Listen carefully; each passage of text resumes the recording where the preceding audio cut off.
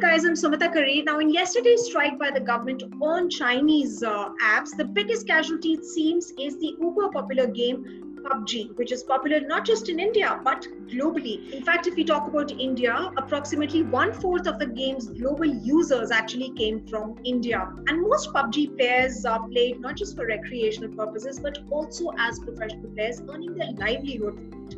How much is the impact? To understand the impact of the ban on PUBG, we're now joined by a popular PUBG gamer, Abhijeet Harishchandra Andhare, or as he popularly likes to call himself as Ghatak, right? Yes, my name is Abhijeet Andhare and my in-game name is TSM Entity Ghatak. Yes. So, Abhijeet, tell us about the fact that have you been anticipating this ban after the first strike happened? Almost about 2 months. Exactly. वो जब हुआ था तो वो time पे थोड़ा सा एक दिल में घबराहट थी कि भाई हो जाएगा बैन, बट वो टाइम पे नहीं हुआ एंड हमें ऐसा लगा क्योंकि PUBG is not a Chinese app, ये कोरिया की ऐप है livelihood की. इसका जो पब्लिशिंग राइट है टेंसेंट के पास है and Tencent is from China, तो इसके वजह से शायद वो बैन हुआ है अभी. बट ये ऑल ऑफ अ सडन हो गया तो थोड़ा सा एक शॉक में थे बंदे सारे, जो लोग प्रोफेशनली खेलते हैं वो थोड़ा सा शॉक में थे क्योंकि अभी बहुत बड़ा इवेंट आ रहा है 1-10 दिन में, PMPL नाम का, जो जहाँ पे ग्लोबली सारी टीम्स खेलेगी. Okay, that's quite a jolt, I must say. But actually, parents are who are very worried initially that the game encourages violence and contributes to bullying. So I think they are very happy. But gamers, professional gamers like you, who are impacted the most. So can you share us in terms of how has this really impacted? Were you investing in the game? Like I said, that you're a professional PUBG player. So how much were you earning out of it, if at all that's possible for you to share some of the figures? मैं जो भी e sports player है T1 में tier 1 होता है, जो जहाँ पे इंडिया के बेस्ट प्लेयर्स खेलते हैं, वहाँ पे अगर आप देखोगे तो मिनिमम सैलरी होता है 20,000 और मैक्सिमम 3 लाख तक जाता है, 2.5 से 3 लाख. जो टॉप टीम्स होती है उनके प्लेयर्स 2 से 2.5 लाख कमाते हैं पर मंथ.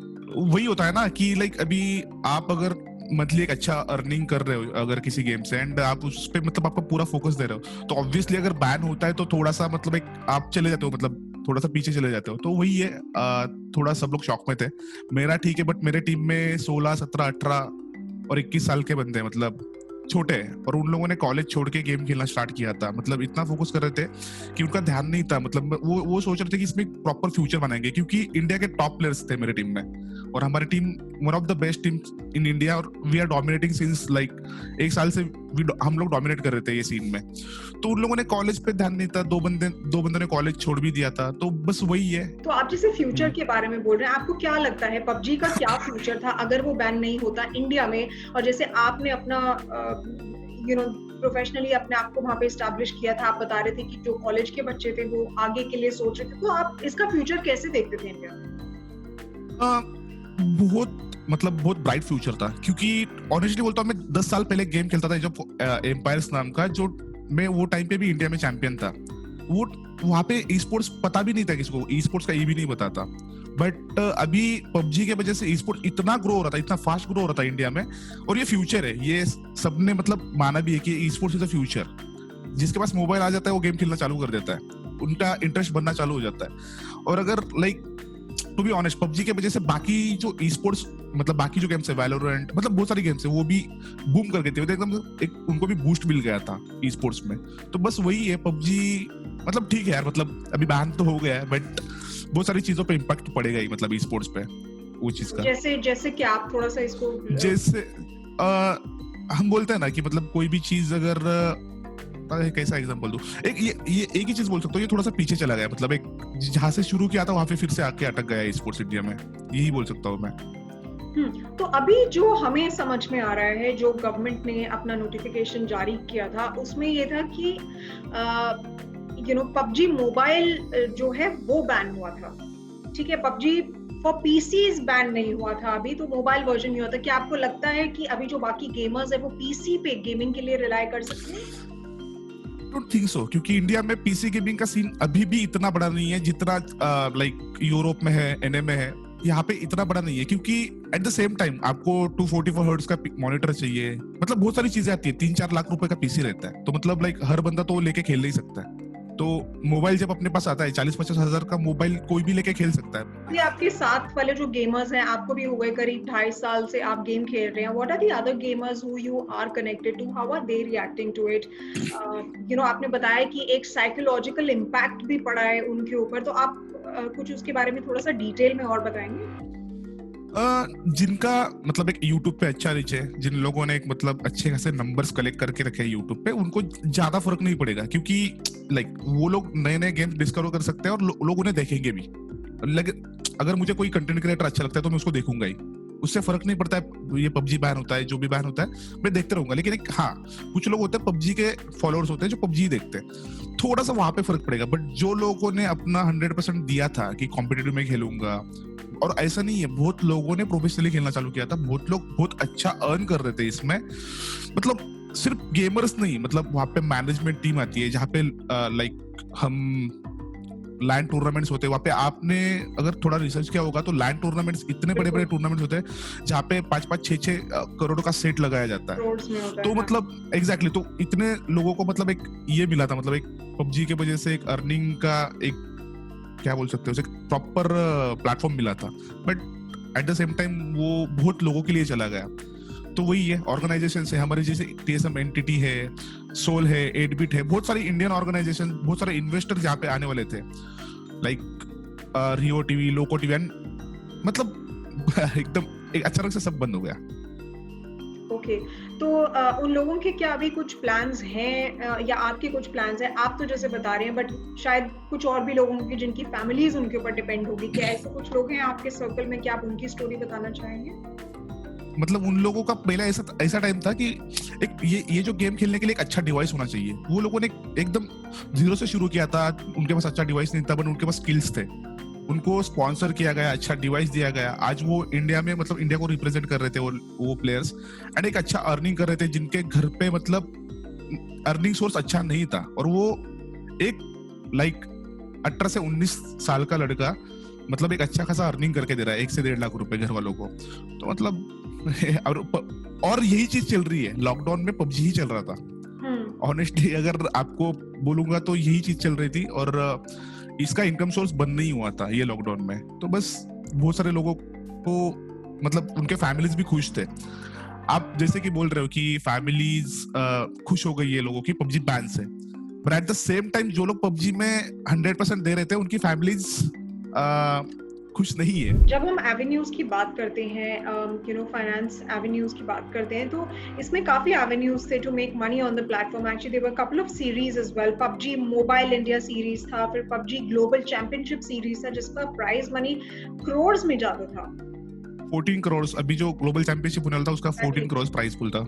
या तो वही है, अभी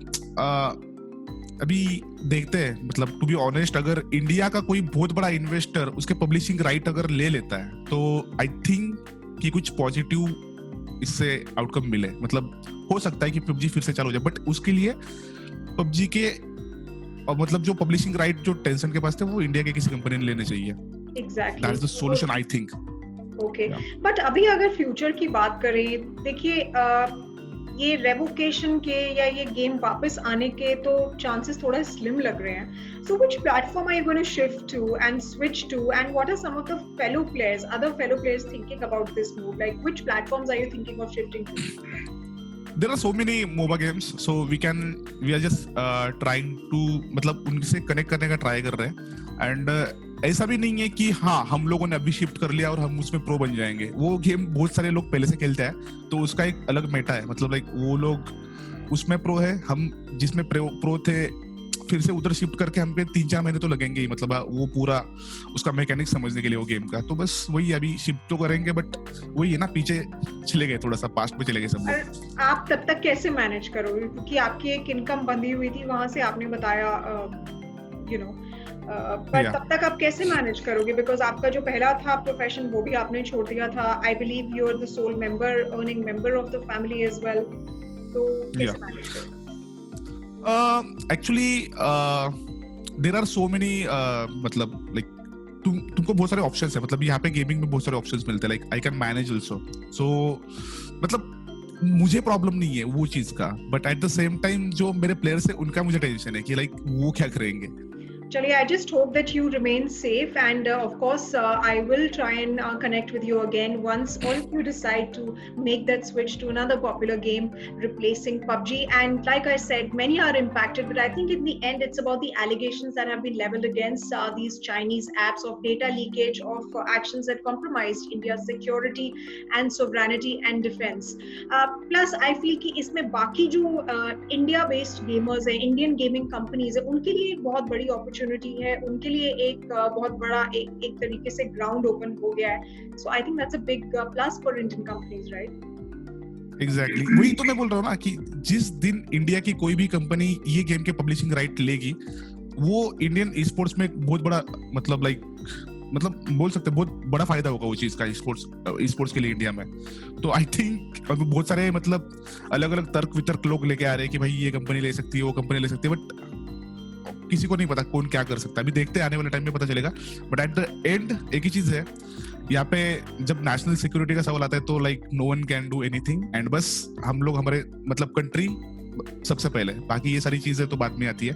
ठीक है, थोड़ा दुख होता है बट नहीं फर्क पड़ता है अगर जहाँ पे देश का सवाल आता है. तो जहाँ पे देश का सवाल आता है वहाँ पे फर्क नहीं पड़ता. And on that note we wish you all the very best. We hope you're able to recuperate from this loss and other players as well, and soon enough you find yet another profitable platform, hopefully made in India, and that's homegrown. On that note, Mr. Abhijeet, thank you very much for joining.